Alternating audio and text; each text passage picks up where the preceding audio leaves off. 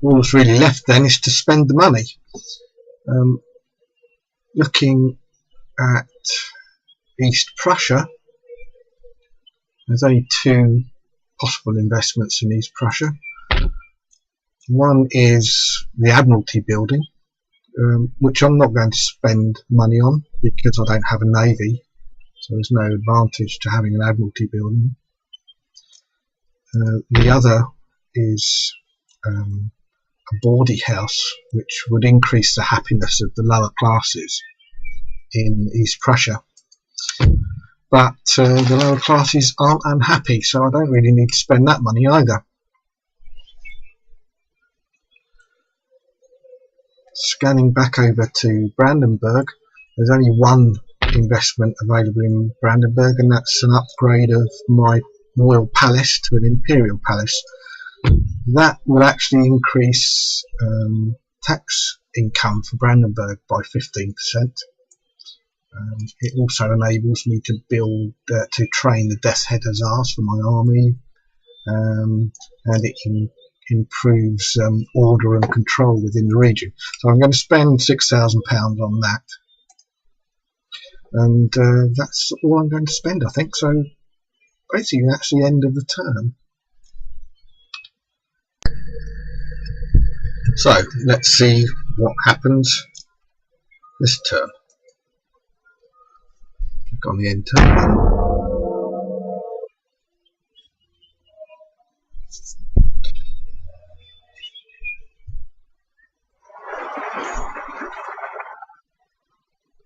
Action in the Mediterranean. Look for what France is doing with that fleet. Oh, I see. They're joining in with Spain in their war against the United Provinces. It's like movement of Austrian armies in Silesia there.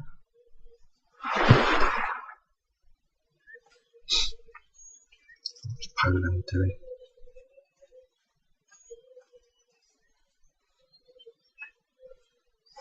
Reinforcing their garrisons.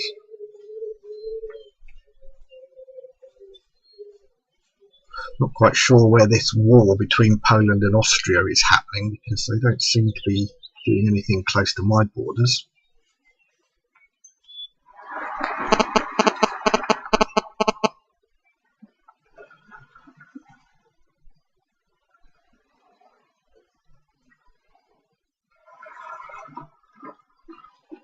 Presumably I'm getting this footage of what's happening in the Mediterranean because I've got a trade lane with the Ottoman Empire.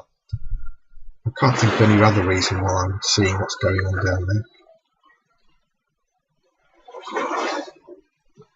Oh, Sweden and Denmark have kicked off, so they're obviously at war now.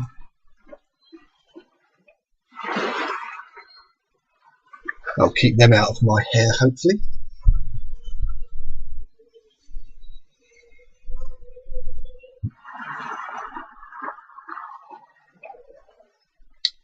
St. John doing their usual job of keeping the pirates under control.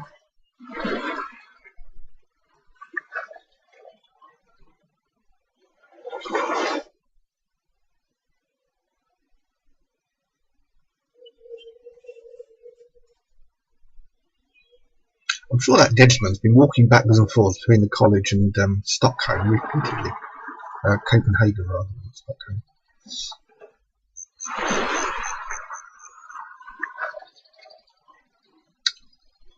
That's pretty much it, I think.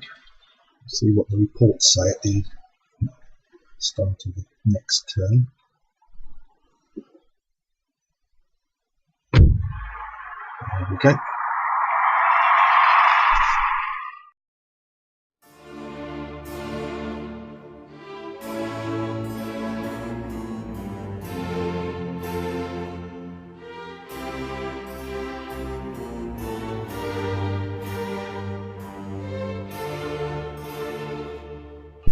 Right, this is the start of summer 1701.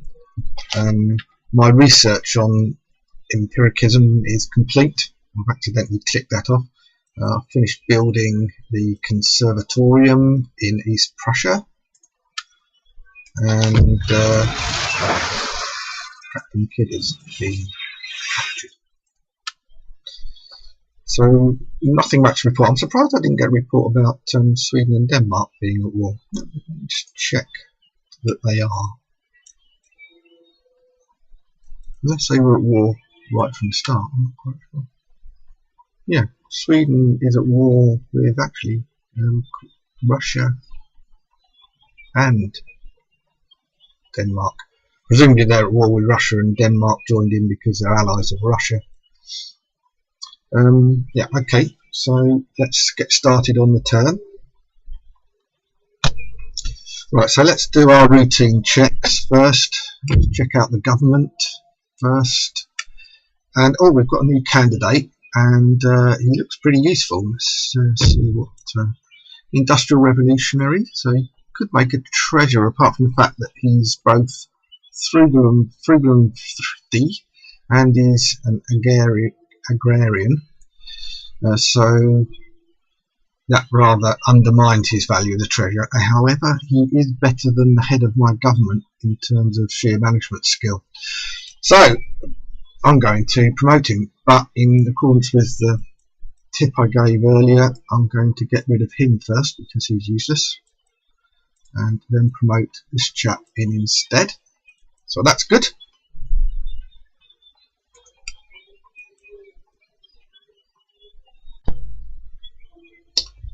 Let's then see if it makes any difference to the political situation. Note we can't increase taxation at all, so that's no different. Trade, anything on the trade side? No, all our trade's still flowing quite happily. So that's all good news.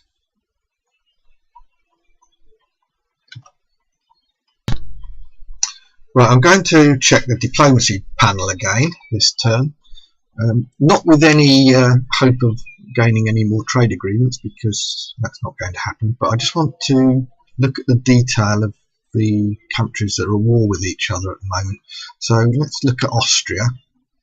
They're at war with Poland. They've got 4 allies, but those allies haven't joined in the conflict.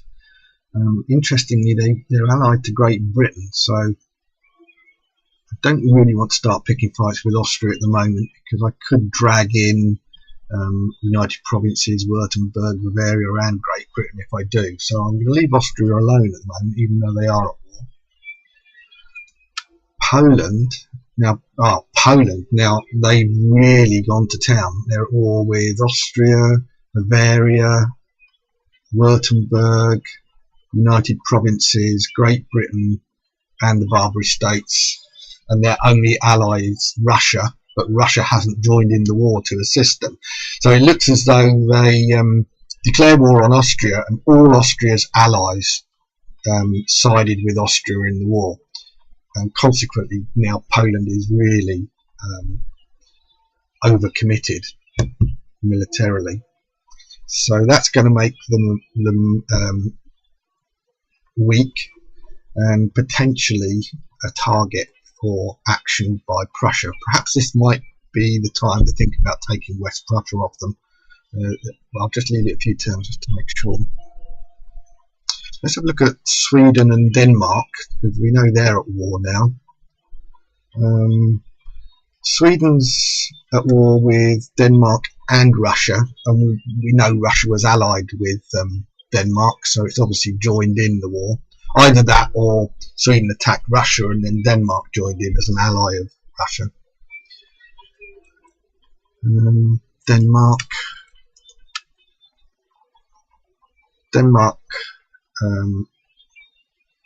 is just at war with Sweden. So basically, Sweden and Denmark having their own little private war with Russia dragged into the conflict.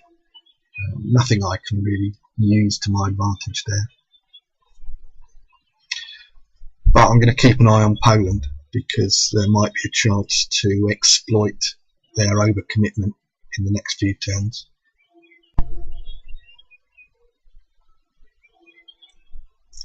Right, finally let's have a look at the research tab, because we completed our research and it's automatically gone on to researching social contract, which is going to take 3 turns. But let's just look back, because yeah, we can research square formation in 2 turns, or carbines. Look at agriculture. Yeah, I'm going to research square formation. That's more useful than carbines at this stage. So I'm switching my research to square formation, which will give me a slight advantage against armies that are consist of cavalry, or include cavalry. So that's research done, and that's all the checks completed. The other good news is that the Prussian treasury continues to grow. We now have 10,596 gold in the treasury fund, which is significantly more than the 8,647 we had at the start of the previous turn. We don't really have much to spend it on. I'm still not interested in purchasing a boarding house for East Prussia.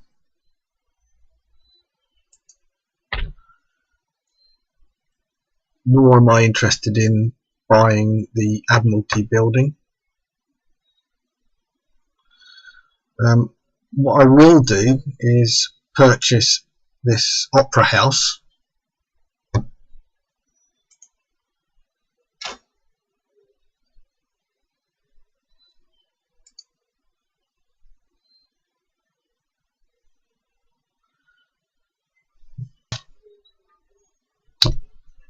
And also, just in case, I'm going to purchase fortifications for Berlin. At the moment, Berlin's completely unprotected with fortifications, and it's worth investing 4,000 gold in building some, just in case Austria tries to take advantage of a war between Prussia and Poland. It'll help me defend the capital.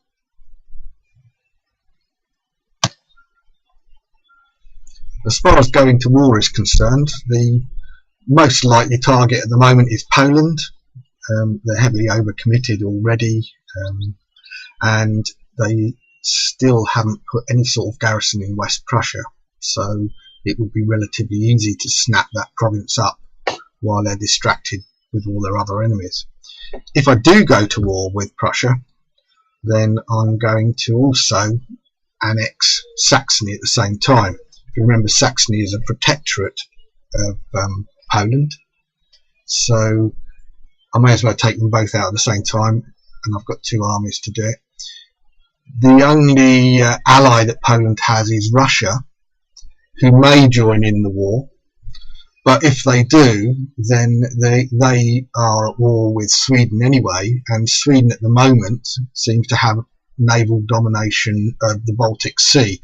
So the chance of Russia actually intervening effectively in a war between Prussia and Poland is quite limited. So I'm not too worried about it, and they may even decide that they're too busy with Sweden to bother helping Poland at all. But we shall see.